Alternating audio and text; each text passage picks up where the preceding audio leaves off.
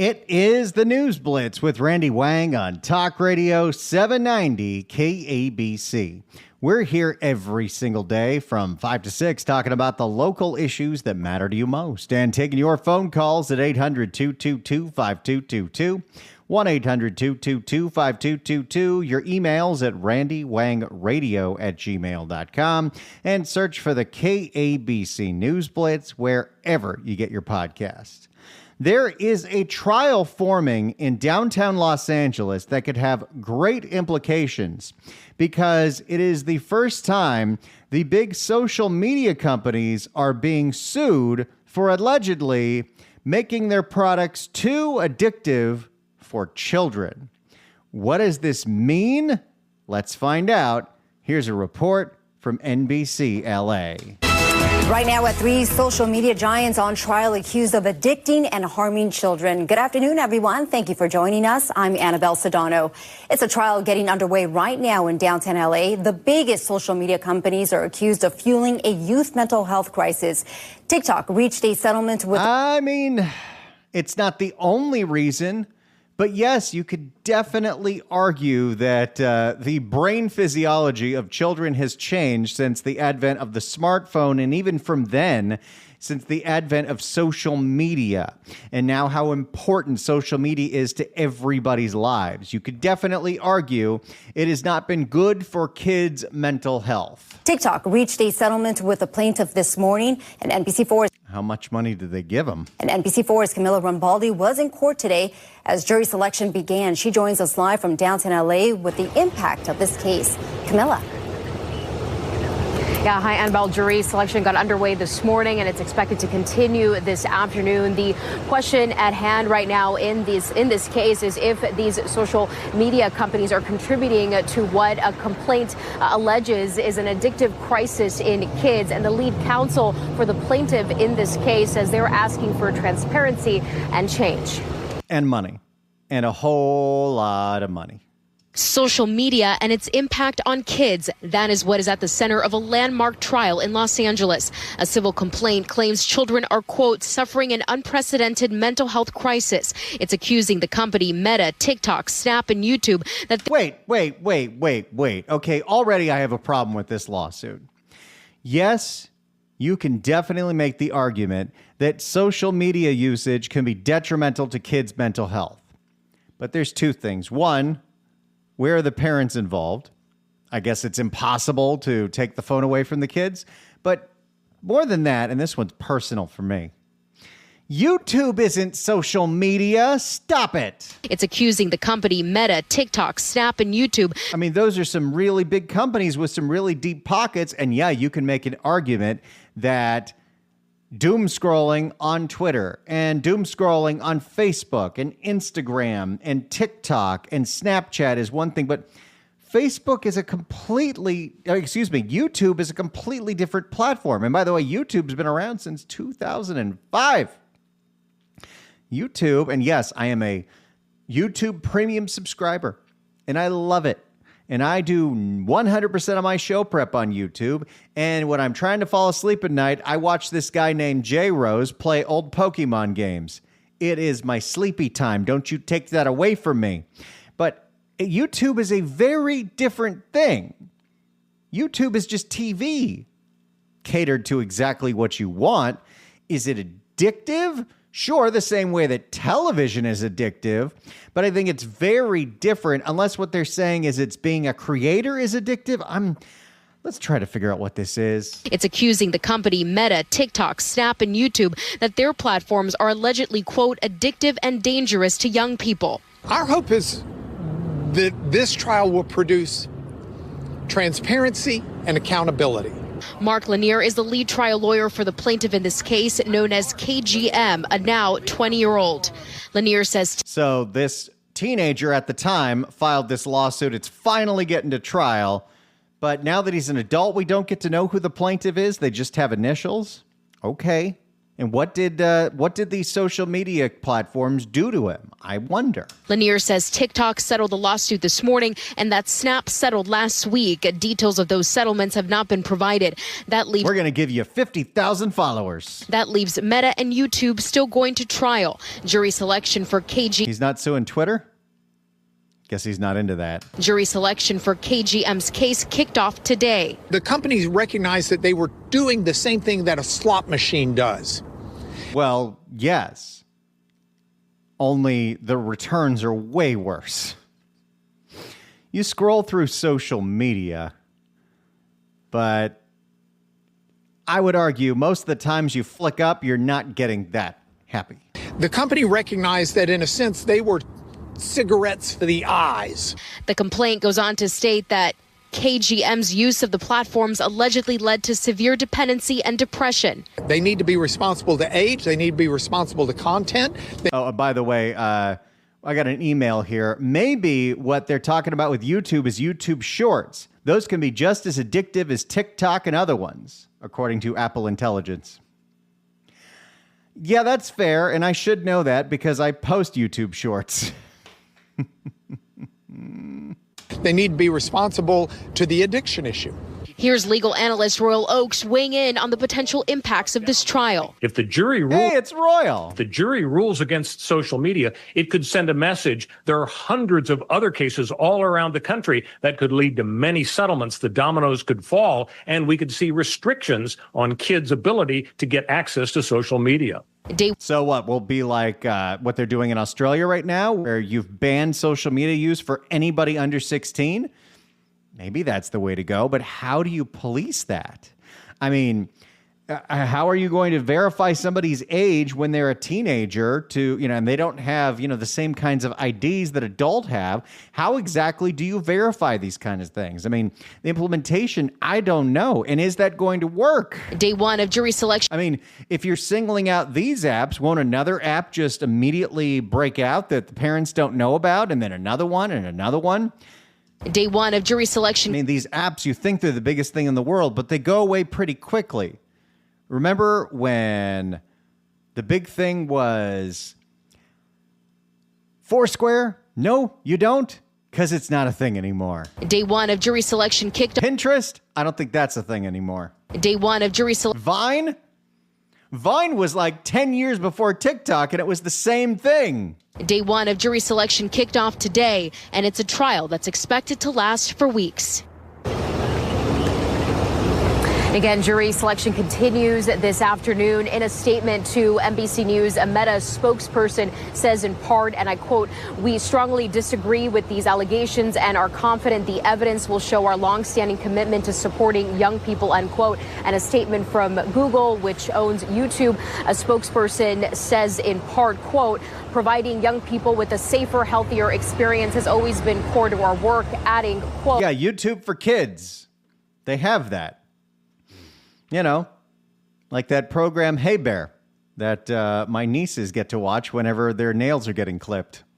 Apparently it's like specifically made for babies." Quote, "The allegations in these complaints are simply not true," end quote. And Meta CEO Mark Zuckerberg is also expected to testify as part of this trial. And that'll be a pretty significant moment in American history when an actual artificial intelligence robot testifies in a trial about what? He's not a robot? That's a real guy? Huh. That's the very latest from downtown LA. Camilla Rambaldi, NBC 4 News. Yeah, so many people calling this a test case. So this is what's going on in downtown LA.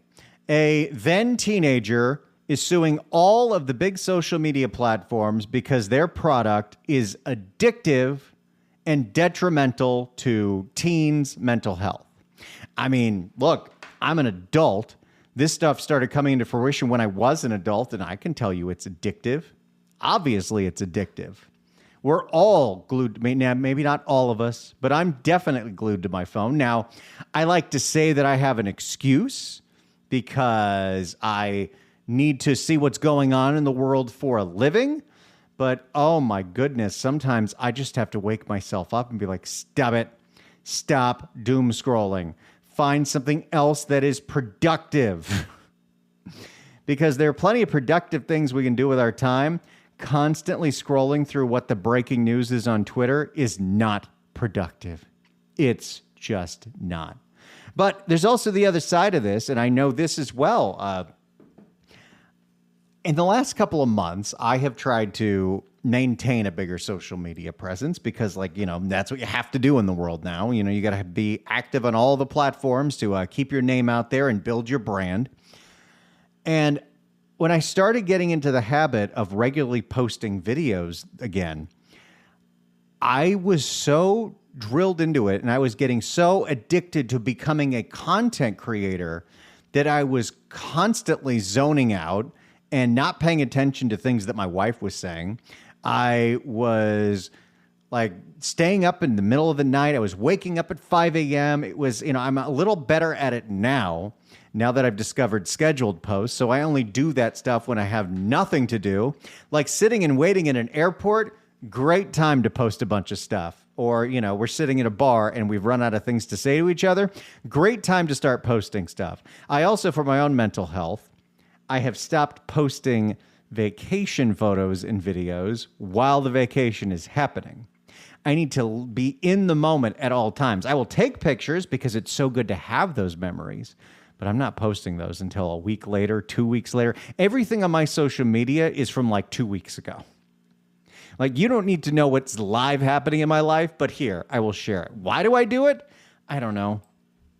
Maybe I'm addicted to the likes and the comments and the follower gains. Look, they might have a point here, but I don't know what exactly that point is going to quantify. I don't know what the answer is here. Do we have to ban social media from all kids? How do you police that? I guess you start by policing it as what age do you get your kid a smartphone and what age do you give them a dumb phone that can just call you? Those are complicated questions. And the more you restrict something, the more you make them want to have it. And again, we know about these apps, but the kids will be onto something else that we don't know about. And it won't be policed the same way because I don't know how you can put all of these things in the same category. But look, I can openly admit, yeah, this stuff is very, very addictive. Is that by choice? Are the algorithms purposely doing that? Maybe in discovery, in this trial, they have some evidence that they're going to show that they're purposely showing you things that are going to piss you off so that you can constantly keep scrolling and see more things that piss you off and more things that piss you off. It also works in other ways. Not every app is just out there to, get your outrage going. For instance, and this is just something that I find funny, my Instagram feed is very different from my Twitter feed because I'm not subscribed to a lot of political things. I'm not subscribed to a lot of news things on my Instagram. It's mostly friends and family and things that interest me. So a lot of food accounts, a lot of cooking accounts, a lot of travel accounts. And, I like dogs. I have a dog. I post pictures and videos of my dogs, and I follow a few dog accounts. And, I have a Cavalier King Charles Spaniel, which it's a weird thing to say, one of the more viral dog breeds because they're adorable and ridiculous and goofy. And I send my wife one video from a Cavalier account that I thought was funny. And all of a sudden, what does the algorithm do? Every single video on her feed is nothing but cavies. Not necessarily a bad thing. It's giving you more of what you want. But should it be our own? I understand as an adult, it should be our own responsibility. That I should know that I'm using the phone too much. When you get that notification on Sunday morning that shows you how much screen time you were doing and how much of it was on social media, again, I will justify being like, no, I'm doing that for work. Sure, some of it I am. Some of it is for vanity. Some of it is because I'm mindlessly just scrolling through and I don't even realize why.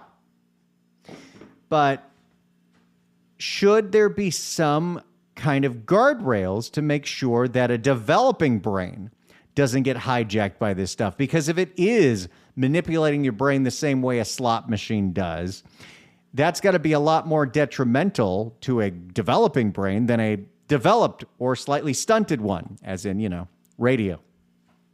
But I'm curious, especially if you've got kids out there, what do you think about this lawsuit? Because if this lawsuit prevails, it could have major implications, as in, to make sure that they're not liable, you might have social media companies banning access to anyone that's under 18. Again, I don't know how you police that, but they probably find a way. It might completely change everything if they have to start paying out for the damage that has been done to this up-and-coming generation. Or is it not the platform's responsibility at all? They have protections under federal law. They're a platform. They're not the ones posting the content. And it should ultimately be on the parents of how much time is being used on these apps, how much time is being used on the phone. It's the News Blitz with Randy Wang on Talk Radio 790 KABC. It's the News Blitz with Randy Wang on Talk Radio 790 KABC. If you're not aware, I've been filling in for Johnny all week and doing double duty. So I always co-host on the John Phillips Show. But this week, because Johnny is on vacation celebrating his birthday, today is his actual birthday, I've been filling in, and we have had a lot of fun doing the Noon to 3 show. And if you've missed any of it, there have been some pretty great guests that you should listen to. In the 2 o'clock hour today, we had a conversation with Daniel Gus from the Gus Report, talking about some of the nonsense we talked about yesterday at LA City Hall. In the 1 o'clock hour today, we had Steve Hilton on, who's running for governor. And we talked a lot about wildfire preparedness, the insurance crisis, the budget, homelessness, fraud. So there's a lot of great stuff there. That's the 1 o'clock hour from today. Yesterday, we talked to Fox 11's Marla Tejas, who is one of the greatest people in the world, about State Farm still playing games with fire victims. That was the 1 o'clock hour, so make sure you check that out. And on Monday, we talked to Tom Wolfe, who is the recovery advocate up in San Francisco, talking about all of the nonsense that San Francisco is saying that they're trying to stop doing, but they're still doing when it comes to harm reduction, all of that. And last Friday, we also talked to Susan Dyer Reynolds, who's the voice of San Francisco. I feel like I'm assembling a little bit of a stable of some people that I really like to talk to, that I follow. Speaking of social media, on social media, that keep me updated. And these are some of the people that I follow for the inside scoop on what's going on. So if you missed any of those podcasts, please check them out, because I've had a lot of fun this week, and it's been a really good time. Of course, I love doing this show as well, especially our Friday shows, where we always have a lot of fun. And if you've ever missed any episode of this show, you can go to the website, kabc.com, and go to kbc.com/newsblitz if you're not super up on how all the apps work, or you can search for the KABC News Blitz wherever you get your podcasts. We've had a really great week so far, including Monday's show talking about the graffiti-resistant ivy that just happened to be tagged by graffiti. And then, of course, yesterday's masterclass from the LA City Council. LA wants you to let them tax illegal pot shops. I'm still scratching my head on that one. We got a half hour to go here. It's Randy Wang on the News Blitz with Randy Wang on Talk Radio 790 KABC. It is the News Blitz with Randy Wang on Talk Radio 790 KABC. We're here every single day from 5 to 6 talking about the local issues that matter to you most, and taking your phone calls at 800-222-5222, 1-800-222-5222. Your emails at randywangradio@gmail.com, and search for the KABC News Blitz wherever you get your podcasts. I live in the San Fernando Valley. And the San Fernando Valley is known for being boring as hell. More on that later in the week.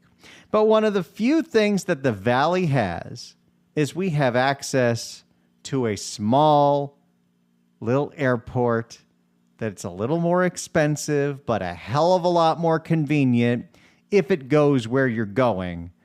And that's Burbank Airport. When I'm lucky enough to fly out of Burbank Airport, it is a wonderful experience. I mean, I'm excited to see what that new terminal looks like, but check-in is always quick. We've got global entry, so getting through the TSA line is easy. Not a lot to do in there. The Guy Fieri bar's okay. Get those cheese fries.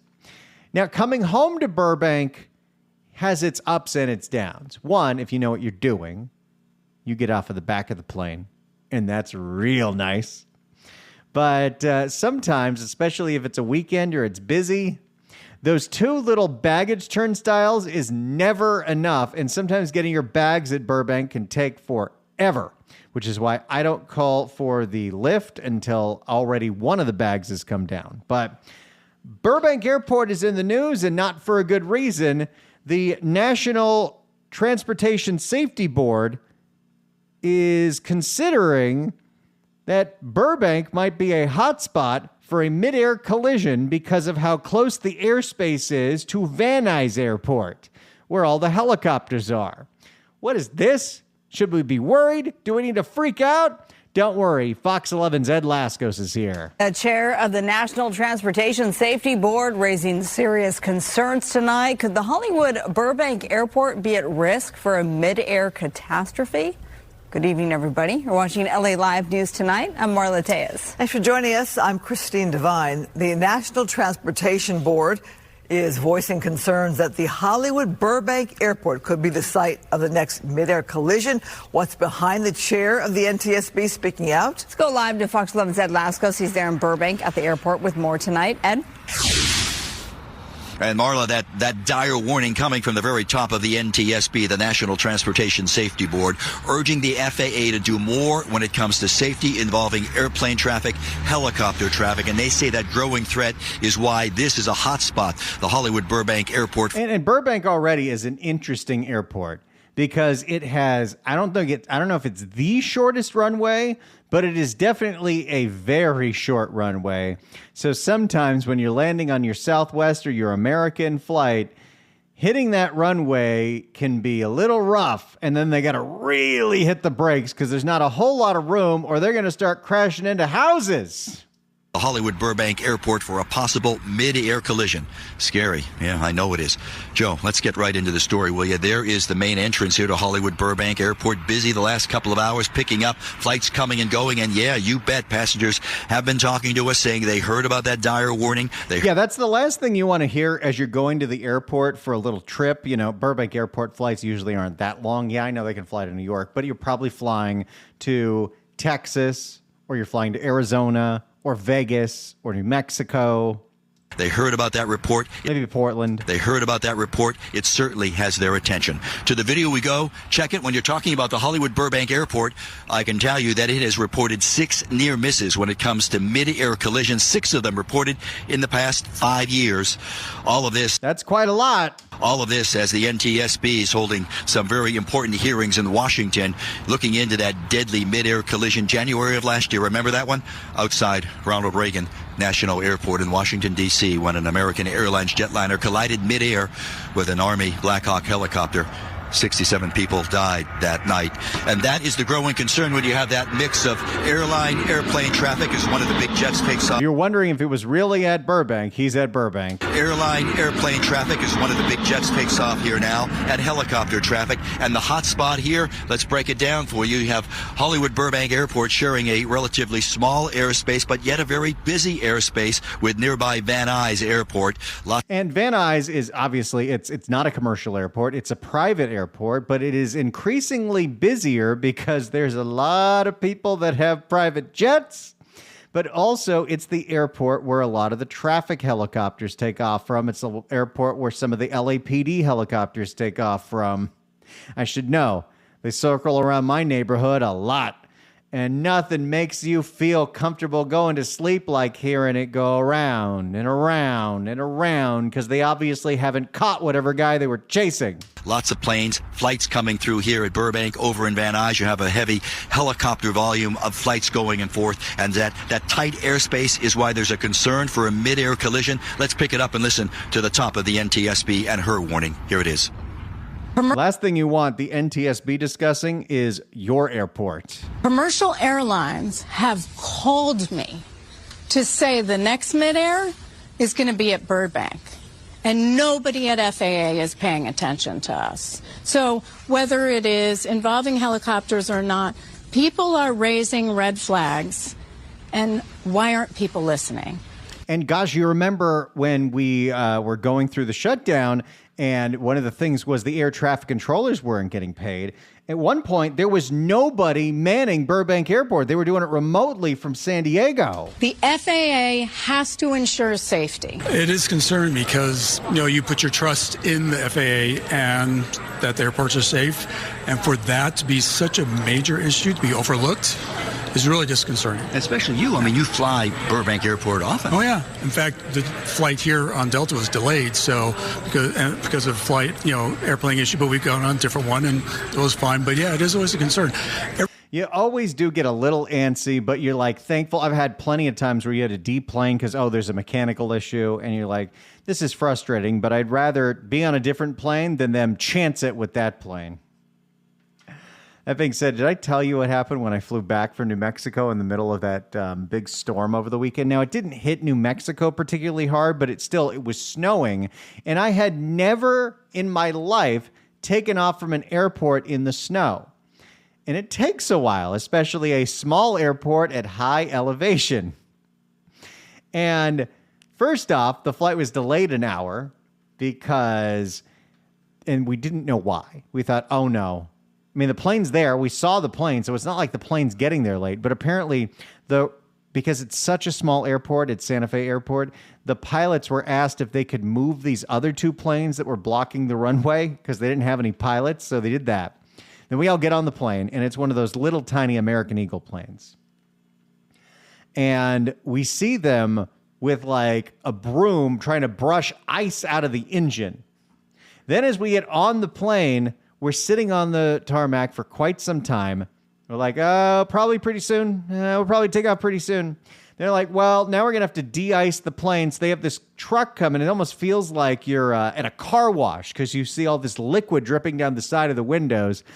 About an hour later, we finally got into the air, but we landed safely. And, I got to be in Santa Fe for a week, so I'm not going to complain. It was fine, but yeah, it is always a concern. Although that flight was into LAX, but that's a whole other thing. Look, I have made the decision in my life that I'd rather fly. If you do it on a Saturday, it's not that painful. But LAX to Santa Fe when the weather's appropriate, than do Burbank to Albuquerque or LAX to Albuquerque. It was fine, but yeah, it is. Because the drive from Albuquerque is like an hour and a half. And I know sometimes the drive from LAX is like an hour and a half. It was fine, but yeah, it is always a concern. Everybody that flies, you always have that underlining concern. It's like, is this going to be the one? I actually read the article on the plane coming in, so that was a little bit unnerving. That's the last thing you want. By the way, that is probably one of the downfalls of all the airlines adding free Wi-Fi. If there's some horrific thing that's being discussed on the news, you probably don't want to know about it when you're on the plane. And now live on... What happened at Sky Mall? Can we bring that back? And now live on Nerve, and you bet it is. I can tell you the FAA now out insisting it has already taken steps to improve safety by lowering, quote, the Van Nuys traffic pattern by 200 feet during an evaluation in 2025 to see if that would reduce conflicts with aircraft landing at Burbank. So we come back out here live. So, yeah, make sure that all the helicopters that are circling are flying a lot lower at altitude than the planes that are taking off and departing from Burbank. That seems to make sense. So we come back out here live, the FAA saying that did work. It did reduce the number of safety alerts from some of the incoming flights here on final approach to Burbank. So they made that lower traffic pattern permanent now as of earlier this month, and hoping that will work. So far, it seems to be doing the job. But yes, ladies, there's lots of concern here because the travelers, especially those who are frequent flyers, they realize how tight this airspace is. Lots of planes, lots of helicopters. And as that one fella said, Rick said, and I've got to admit I'm the same way. When you get on that plane and they close the doors, you always have that fleeting thought for a second or two, and then you most likely say a prayer, if you know what I mean. I don't have that. I fly a lot. I probably fly 7 or 8 times a year. But I really, outside of, some excessive turbulence, I don't really ever think, oh, this is it. I'm sure that happens to a lot of people. That's why some people I know have to take Xanax to get on a plane. Not naming any names. But I don't have that feeling. Now, that being said, and maybe this is the way that my brain works, I do have that feeling sometimes on the freeway because I see so many horrific accidents. And statistically, you're way more likely to get into a very awful accident on the freeway than you are to get in a plane crash. That's just the real life numbers. And yeah, there have been some plane crashes in the news, but you think about how many planes take off every single day. Statistically, you're probably going to be fine. When you think about how many car accidents happen in Los Angeles every single day and how awful the drivers are, I mean, gosh, pilots have to go through so much training, and they've got the backup system. They've got the autopilot. They've got the co-pilot. Drivers in LA, it's one of the benefits of how awful traffic is on the 405 is they can't do much damage to you when you're going 5 miles an hour. But yeah, that freaks me out. And it's one of the reasons why one of my life goals is to not have to do that commute anymore. It scares me. Well, I booked a flight today to go out of Burbank, so this is on my radar as well. Ed, though, this was not a specific news conference on Burbank. It was part of this greater information, this greater case they're looking at. Yeah, very good point. Yeah, the greater case looking at several airports across the country where they have these so-called hot spots, where they have a tight airspace with lots of commercial airplanes and helicopters flying around, just very much like Washington, D.C., if you're familiar with that area as well. Now, here's an idea, and I thought about this today when I was listening to this story.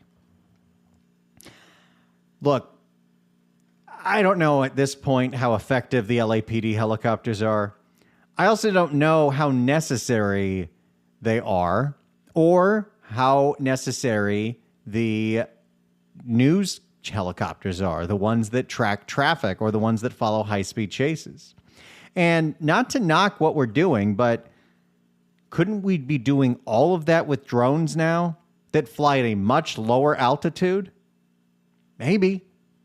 I mean, they're doing that in places like San Francisco where they're using the drones to chase after people. I mean, now all we need is like a little pulse that can disable the vehicle. Nope, we don't want that, because what if they start using that on us? But, and for traffic helicopters, like all you need is a camera up there. Couldn't you do most of that with a drone? Of course, in radio, the whole thing was we used to pretend that the helicopter was in the air. It was lies. It's the News Blitz with Randy Wang on KABC. It's the News Blitz with Randy Wang on KABC. And how exciting is this? If you've ever liked to meet in person, we're doing a live remote next Friday at Gladstone's in Long Beach from noon to 3. We're heading to Gladstone's in Long Beach for the next live broadcast of The John Phillips Show, and you're invited. So come enjoy the great food, good vibes, a fun afternoon by the water. John Sengmeister's going to take care of you. We'll have special guests like our friend Susan Shelley from the Howard Jarvis Taxpayer Association. She'll tell you more about your taxpayer rights and protecting Prop 13. As the courts have made it easier to raise your taxes, come by and sign the petition to save Prop 13. That deadline is February 17th, so if you haven't done it already, saveprop13.com. Come hang out with us, grab a bite, and be part of the broadcast. The John Phillips Show live at Gladstone's in Long Beach next Friday, the 6th, from noon to 3. It's the News Blitz with Randy Wang on KABC. It's the News Blitz with Randy Wang on KABC. If you'd ever like to email the show, you can do so at randywangradio@gmail.com. That's randywangradio@gmail.com. And this is a tough one. Roberto writes in, "Hey, Randy, when you get a chance, can I get you to send me your top 3 Katie Porter sound bites? I have to narrow it down to 3? All right, let's see. Absolutely. Nah. Don't believe the BS. Nah. What a bunch of bull. Nah. Hey, hello, everybody. Oh, I do love that one. Please. I love that one. I love that one. Little D. Paul! Oh, that's a classic. Look, this one's personal for me. That one I never used. I call it the shift gift. Yeah. Winner, winner, chicken dinner. Yeah. No! Get out of my shop. That was drop of the year, so we got to use that one. I'm running for governor because I'm a leader. I'm me. Oh, boy. I don't care. Well, to those voters. Okay, well, that's not really a drop, but we know what that is. I don't want to have an unhappy experience with you, and I don't want this all on camera. Okay, so I have to narrow those down to 3? Roberto, this is tough. All right, let's see.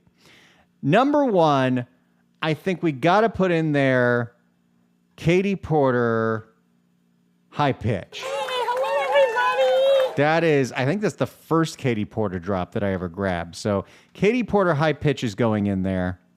I think we also got to throw in Katie Porter Paul. And I would say if I got to add another one, well, got to add the effing shot. Okay, there's your 3. If it was going to be 4, I'd also add. But yeah, Katie Porter, high pitch. Hey, hello, everybody. Katie Porter, bleeping shot. Get out of my shot. And of course, Katie Porter screaming at her child. Paul! Those are my top 3 Katie Porter drops. So now I'm going to send those in an email and he could do whatever he wants with them. Look, any of the drops that you hear on this show or the John Phillips show, they're just MP3s. I just play them on this little program. If you want them, they're not mine. I didn't create them. I just took them off of news stories and different little press conferences. So if you want any of those, and I'm at a point where I can see the email and I'm not out of the country, I will do my best to send you those drops. So there you go. That's what we do here. It's called a little customer service. Thank you all for being a part of this show, whether it's through calling the show, emailing us. Of course, just listening is great. Telling your friends about it, downloading the podcast, sharing it with your friends, telling people, hey, at 5 o'clock, you got to check out this show. We really appreciate it.